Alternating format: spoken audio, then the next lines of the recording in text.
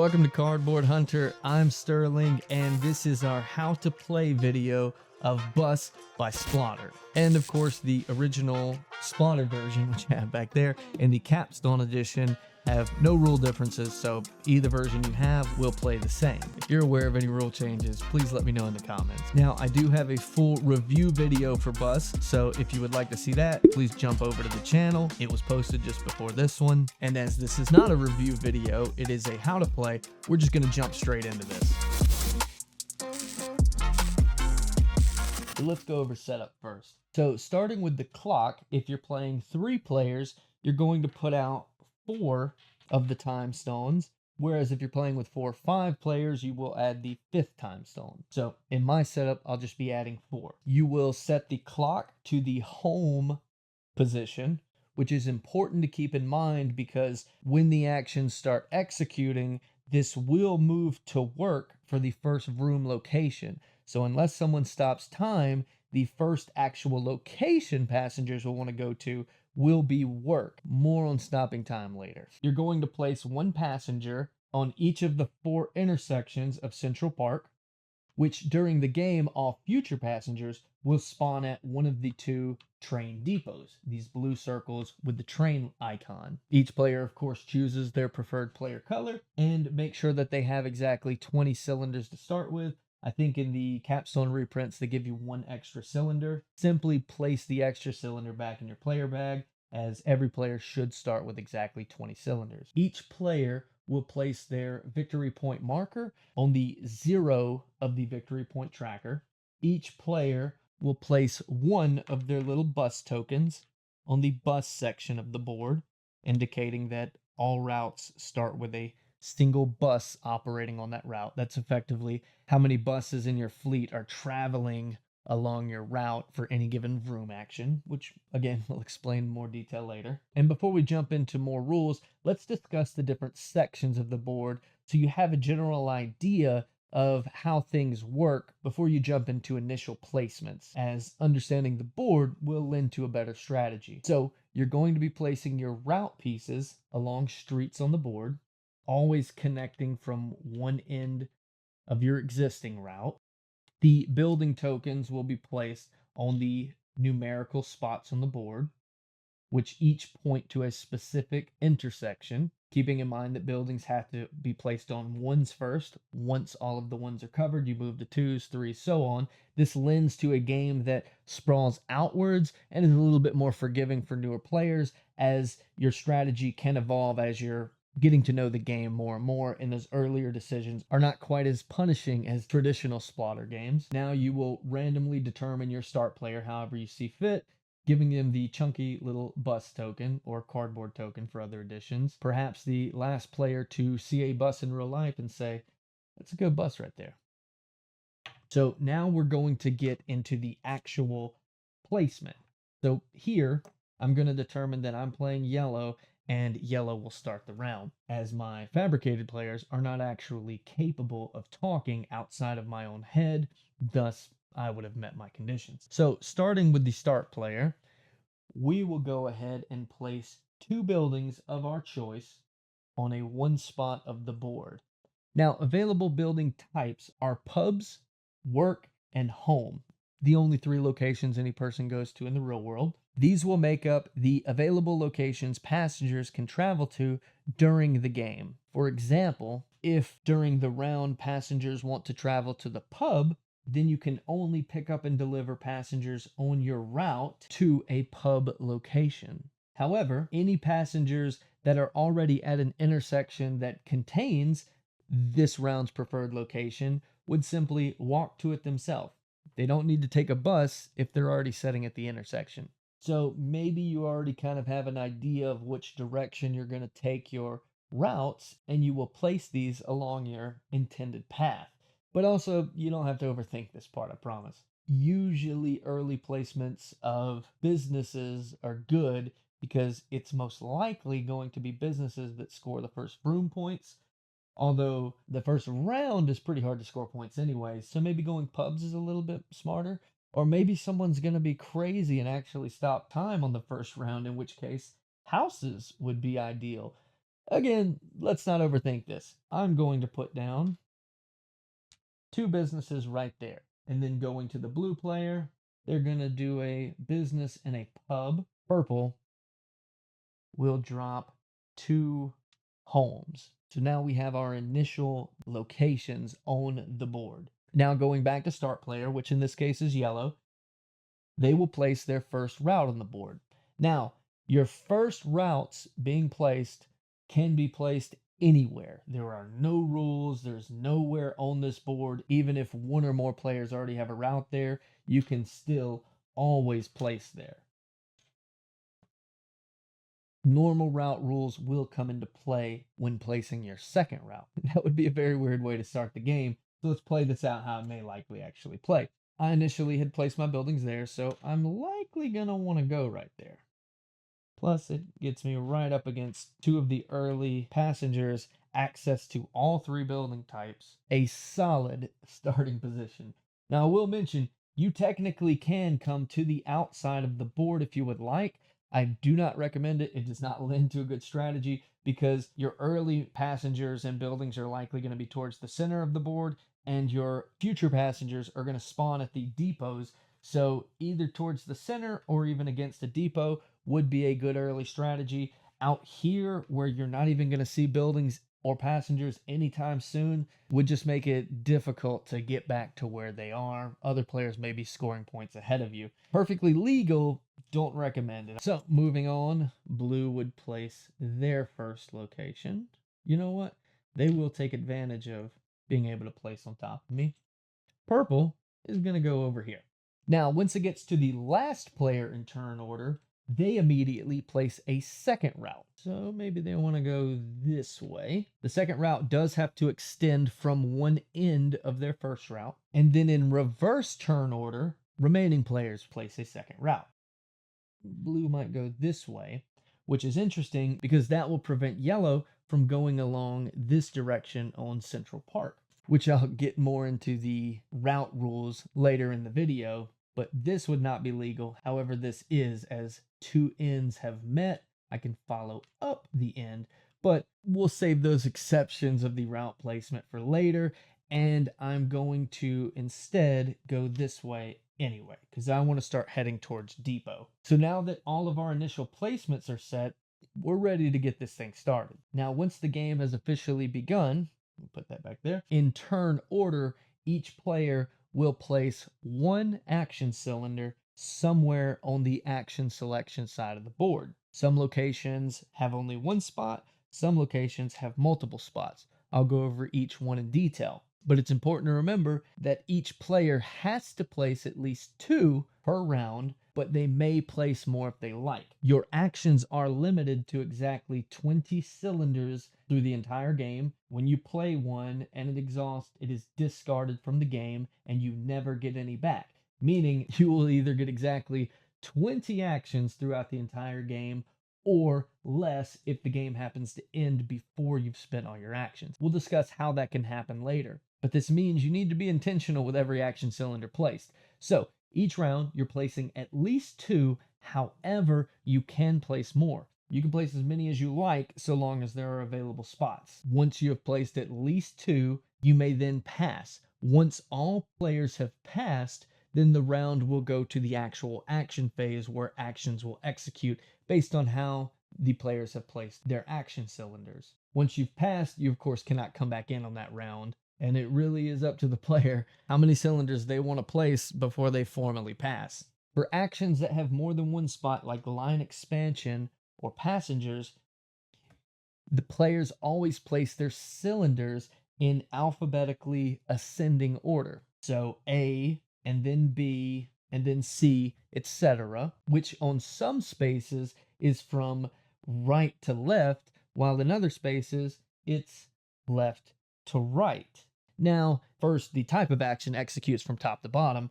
The earlier you are in alphabetical order, the more powerful the action will typically be. However, actions always execute from left to right. So for this example, we're going to pretend like there were more buses in play already. The most buses in play is purple at 3, which would make the largest number of routes being placed this round 3. equal to the largest bus fleet. So yellow, in this case, would be placing 3 routes. Purple would be placing 2 routes. And blue would be placing 1. Because how it works is A places equal to the largest fleet, while B places 1 less, C places 1 less, etc. I will note the only thing that changes in a 5-player game is you add 1 to this number. No other rule changes at 5 players. So if we were playing a 5-player game and 3 was the largest fleet, yellow would actually get 4, purple 3, blue 2. Only change at 5 players. Just intended to speed it up a little bit because the game does run a bit longer at 5. And sometimes if I want to even speed up a 3 or 4 player game, I'll just house rule it and play with the +1 because it does make it a little bit more fun. But by the regular rules, the +1 only occurs if you're playing at 5. So now we know the number of routes that will be placed during line expansion, but like we were saying, the order is always left to right. So blue, with its single road, still gets to go first, which may be nice because maybe it knew purple wanted to start heading towards the depot that way, and blue's going to cut them off. So blue places there. Now these 2 purple roads that could have got purple all the way to the depot, they can no longer go that way. They have to play this way. Now look at that. There's still 2 roads from the depot. So that would have been a pretty good strategic play for blue. Yellow, with their 3, is going to first connect to the depot. So they have access to future passengers. But now they're going to start branching out a little bit and maybe even jumping across to this 2 also because it's quite hidden. These 2 2s are a little meta in the game because there's no 2s really close to it. There's usually not much competition for it. If it's a pub, well, now it's kind of an exclusive nightclub that only I can get into. Now, I will mention it's possible that someone played a line expansion on D, which would have been the earliest in turn order, but here it would have went 3, 2, 1, 0. Then the cylinder discards as normal to the player's bag, not to be used again in the game, and they get no benefit from it. And you're going to find sometimes, especially in the Vrrooomm action, you're going to spin some cylinders that fizzle on you.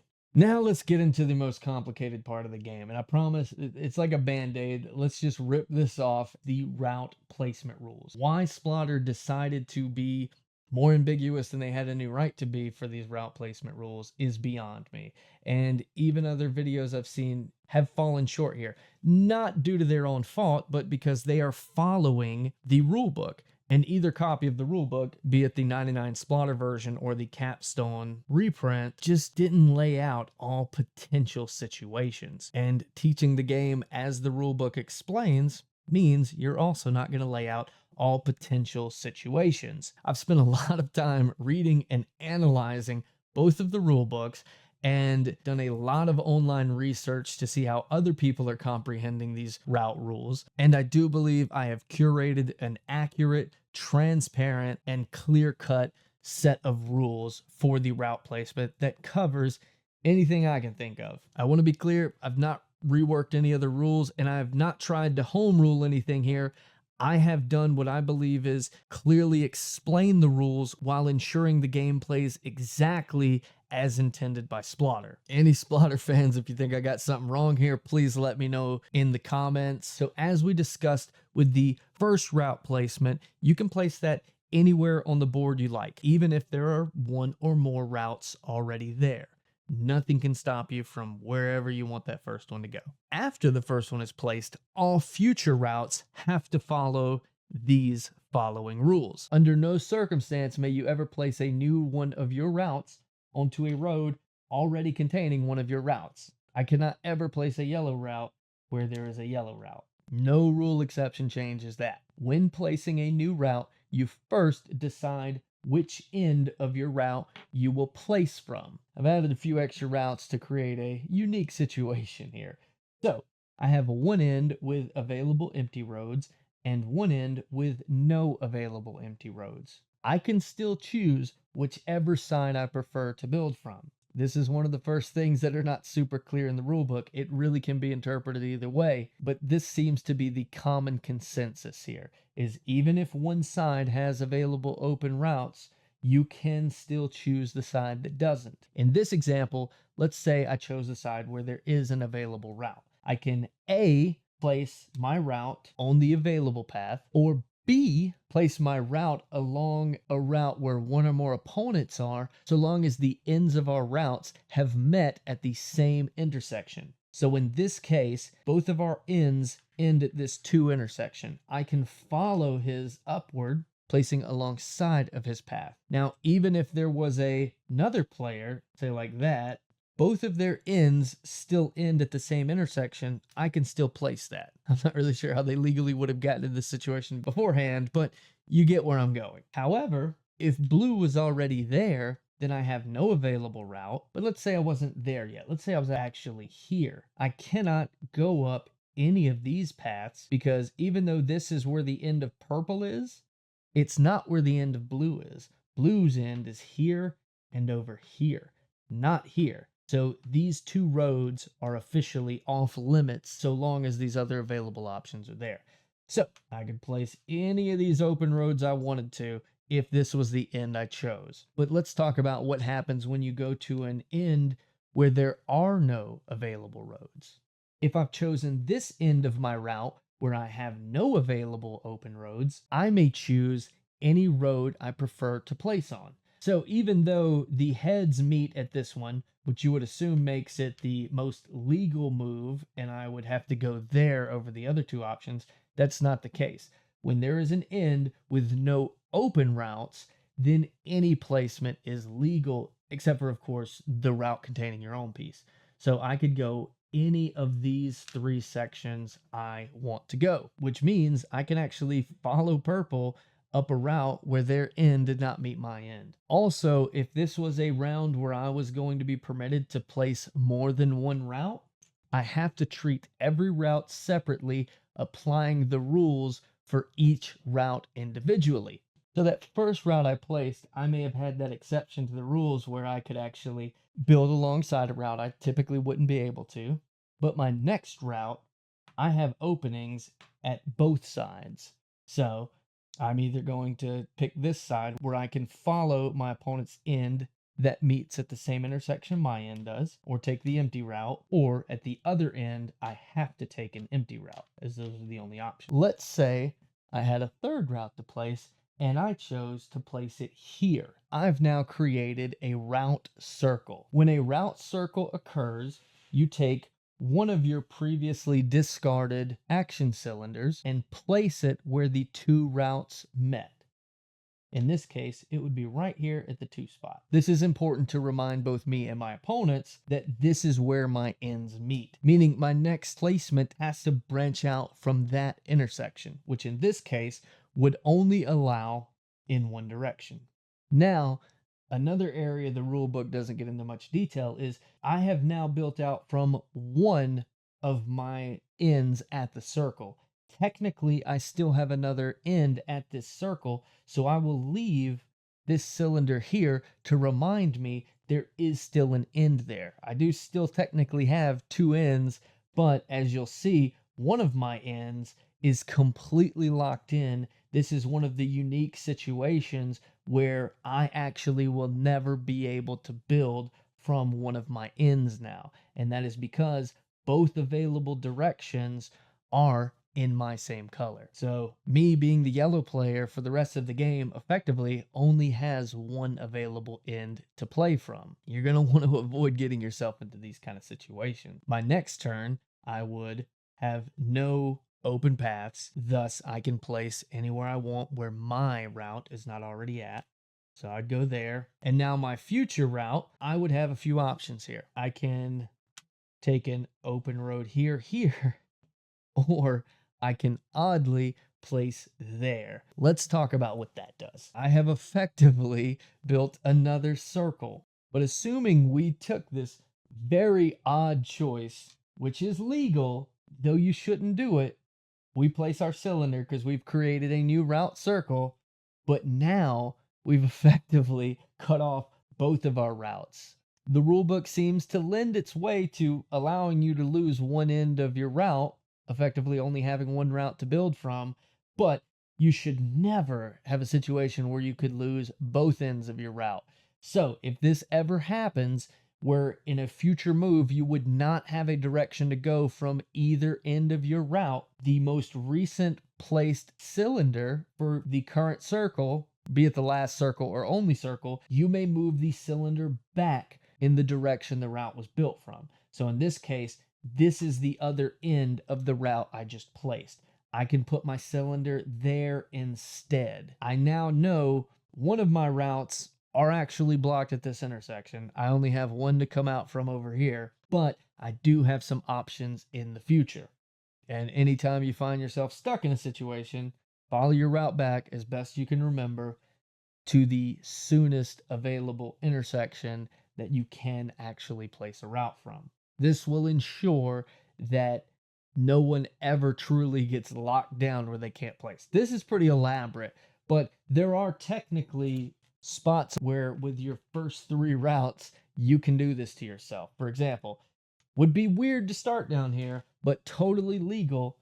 And if my second route went there, it only takes me another two to connect a circle which would adjoin me to an area I cannot build from. In this case, I would simply go back one. My future route would go this direction, keeping in mind I'm now playing with only one end, but I will always at least have that end of my route to play with. All right, route circles down. We've got that figured out. In fact, that's all of the route rules. If you've made it this far, you're already ahead of the curve with most bus players. We have covered the two big ambiguous things of the rule book, which is what to do in these really unique route circles that would prevent you from building in the future, and whether or not you have agency in choosing your route end based on the available options, which the answer was yes, you can always choose any route end that has placement options.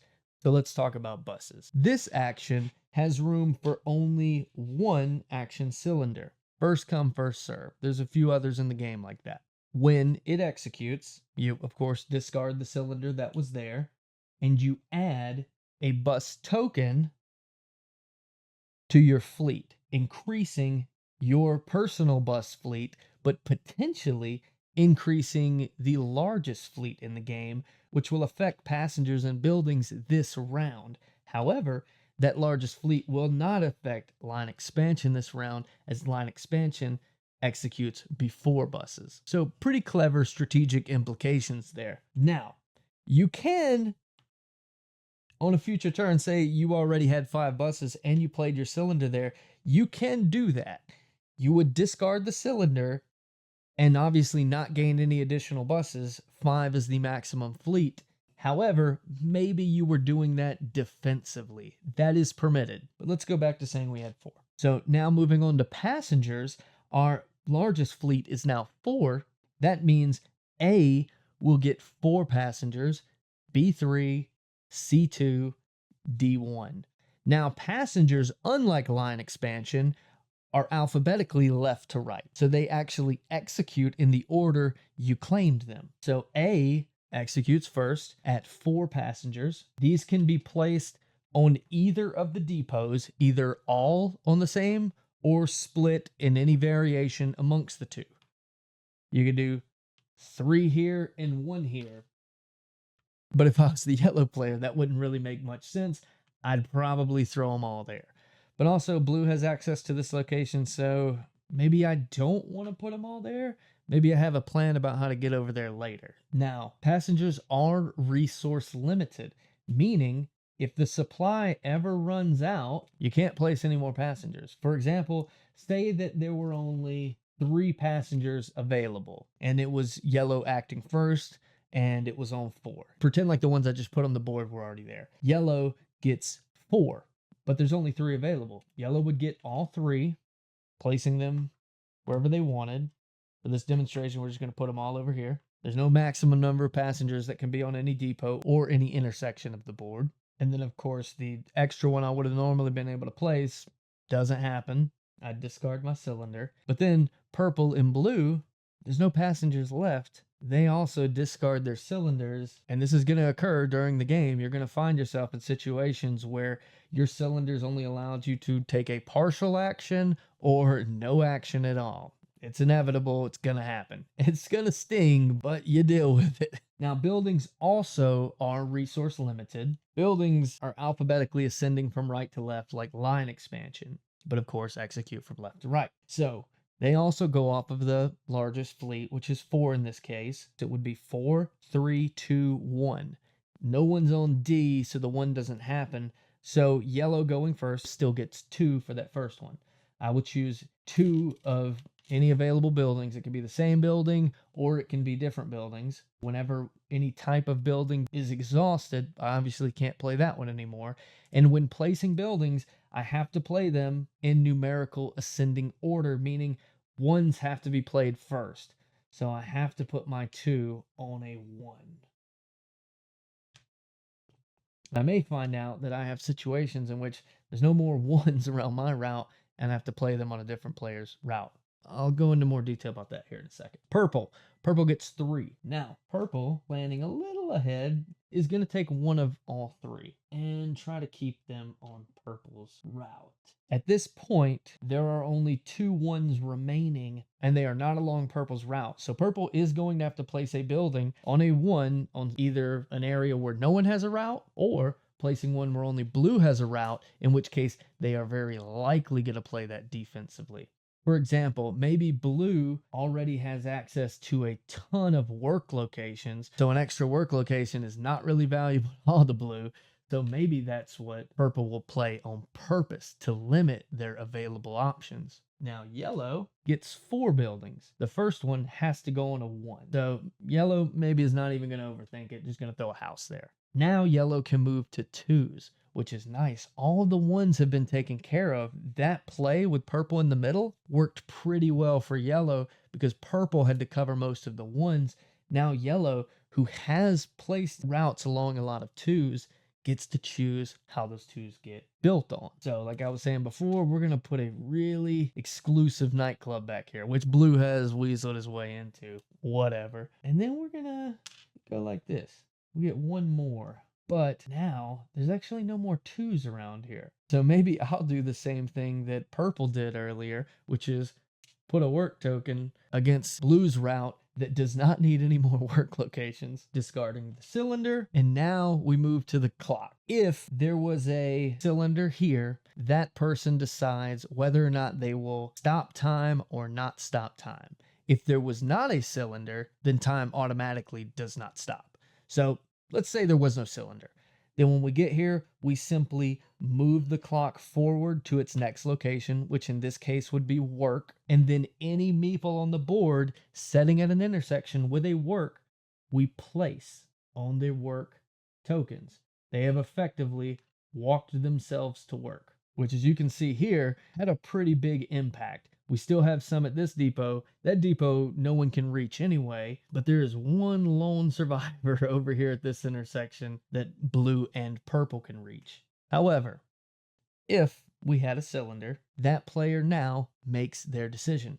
If they choose not to stop time, you simply discard the action cylinder and it happens as normal. You'd move it ahead. People would walk to work if they were already at work, if that was the location it just moved to, and then it would move to the next action. However, maybe they chose to stop time. They discard their cylinder still, and then they take a time stone, which at the end of the game is -1 point per time stone you have collected. However, they do act as tiebreakers, so there's a little strategy there, a little small pro to a pretty big con. Now, the benefit of taking that time stone, what happens is you stop the clock from moving. So if this was going to move to work, but you've stopped time, it stays where it was previously, which in this case is home. So any passengers on the board already at a home location will walk there instead of to work. So you can see how that changes it. This one goes. This one goes. Now we have 2 remaining passengers on the board. Also, of course, with our depot passengers here. But you can see how it can change the board state. Also, if you're ever in a situation where you had more passengers at an intersection than actually preferred locations, you would fill up the preferred locations and the remaining passengers would stay at that intersection available to be picked up and delivered. If you ever pull the final time stone, you break the time continuum and the game immediately stops there. Wherever the points are, you deduct one per time stone in turn order and then see who's won. And I'll go over tiebreakers calculations in that at the end. And that pretty much covers the clock. So let's move on to arguably the most important action, how you score points in the game, the Vrrooomm action. So the Vrrooomm action is alphabetically left to right, as is turn order, meaning the earlier you get there, the earlier you will take the Vrrooomm action, making it a very important action, especially when we start getting into situations where our routes are large, there are a lot of passengers on the board, and scoring points becomes a big possibility each round. It's what makes being start player so valuable. You may take the start player action, which we'll discuss after this, just so you can use your first action to jump ahead at the very first point of the Vrrooomm action. So, Vrrooomm, unlike the other actions, depends on your bus fleet. So whereas these other multiple person actions were based on the largest fleet of buses, this, your specific bus fleet determines it, not the largest. So the current fleet for yellow is 2. Yellow's up first. I could take this passenger, bring it here, which would be smart because that would take a house away from purple and blue. And then I've got my big depot, which I will take 1 from. And let's go here because that also takes a house from purple. So that's 2 points. I immediately score those. And now I, of course, discard that cylinder. But let's say I had 1 more back there. Now purple is up. Purple has access to 4 buses. Problem is, there's only 1 passenger along the purple path. Purple can't reach here. Purple can't reach here in this scenario. But purple does have this passenger. Where can purple take it? No, no, no, no. And I stole that one it had access to. So purple cannot even transport that 1 passenger they have access to because I locked them out of the only house available along their route. We discard purple's action cylinder and their turn is over. No points scored. Moving on to blue. Blue at least has access to a big pool here as well as the one that purple was not able to transport. But where does blue have an available house? Nowhere. All of the houses blue had access to are also spoken for. So if it had been the yellow player who actually stopped time and took the time stone, it probably was worth it in this case. And the other player stopping time in this scenario, not so much. So blue discards their cylinder, also scoring no points. But now yellow's got 1 more cylinder on the board. How does that work? So yellow has access to all of these here, but there is no house. Imagine though, just for the sake of argument, even though that's a 4, let's pretend it was a 2 underneath it. If that was a house there that yellow did not score earlier because blue and purple couldn't reach it anyway, yellow knew they could take advantage of it later. Lock down the ones the other players have access and save yours. So now on yellow's turn, it can't quite use both of its buses. And keep in mind, your fleet is how many passengers you can move per action cylinder. So it's 2 here, then it was 4 for purple, then it was 2 for blue, and again 2 for yellow. Every cylinder yellow plays, they get a shot at 2 passengers each time. So yellow will take 1 of these, place it here, scoring a 3rd point, which losing 1 point, gaining 3, and preventing all other players from scoring any points would have made that a very good play for yellow, even though I think it was technically purple that pulled the time stone, but you get the point. So this is arguably the most important action of the game. It is how you score. ignoring the Vrrooomm action, you're not going to win. Not planning out ahead of time to take advantage of the Vrrooomm action, you're not going to win. Not paying attention to your bus fleet so that your Vrrooomm action can hit as high as possible, you're not going to win. Not taking advantage of a line expansion because you need a bigger route to use the Vrrooomm action, you're not going to win. Not having passengers, not having the right buildings, not stopping time when you need to, not having first person. You can see how the strategy is endless. Every action is dependent on every other action. This game is phenomenal. So, I think you get the point on how Vrrooomm works. Now, the last action to take is starting player. So how starting player works is exactly how you think it works. When you get to that action and discard the cylinder, whoever cylinder it was gets the start player token. In this case, yellow was the start player. Yellow will remain the start player if they took the starting player action. It will not rotate. If no one took the start player action, it simply rotates clockwise. So blue would be the new start player going into the next round had nobody taken the starting player action. After the start player has moved or remained with the player who had it previously due to selecting the start player action, you will now reset the board and start the next round. So the first thing you check is whether or not there are still buildings in the supply and whether or not at least 2 players still have action cylinders. If only 1 player or potentially no players have action cylinders remaining, the game is going to end. You go to the end game phase. But so long as 2 or more players have action cylinders and you have buildings in the supply, you can continue. Move to the new round. First thing you do is all of your passengers setting on a location, you move them to the corresponding intersection.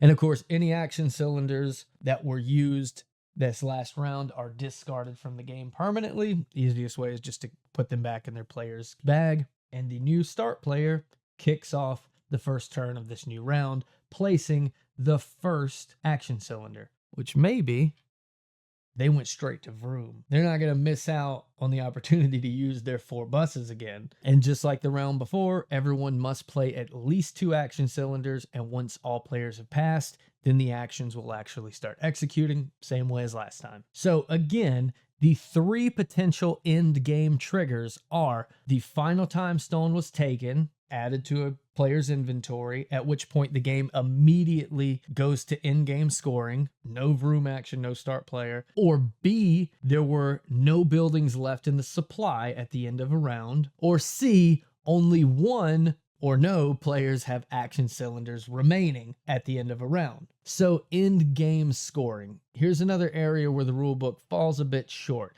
Reason being, they did not consider applying negative points out of turn order could technically change the winner. So how I apply negative points are in turn order from starting player to last player. Whoever currently has the starting player, whether it was due to the starting player not moving because the game ended early because of the time stones, or the starting player moving at the end of a round, or staying if someone used an action to make it stay, they will deduct their negative points first, moving their victory point marker down the track, and then so on. Why this matters is because in cases of ties, as I said, the time stones break ties.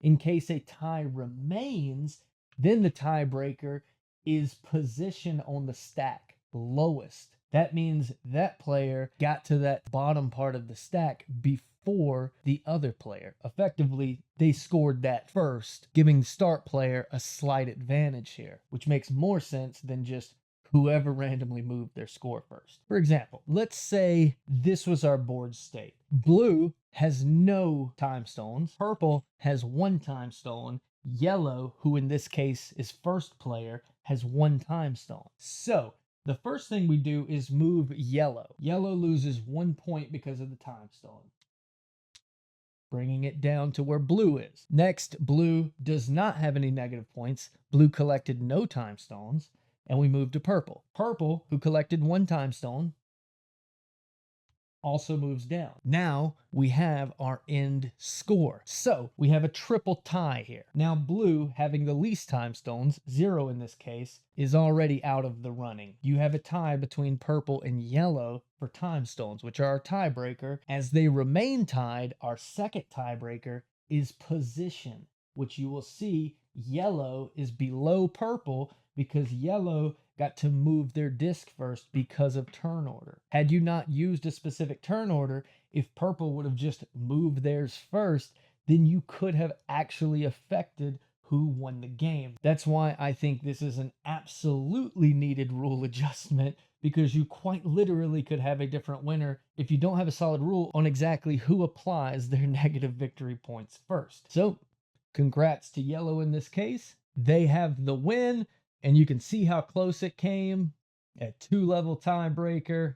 And this is a very tight game. That would not be a very uncommon outcome, I promise. And I like tight games. I like a game to feel like you got close. You know, a lot of people complain about Food Chain Magnate because you can lose by such an ungodly amount of points that it's very discouraging. No shade to Food Chain Magnate, fantastic game. And so now you know Bus in detail more than most people who have been playing it for years reading a rule book.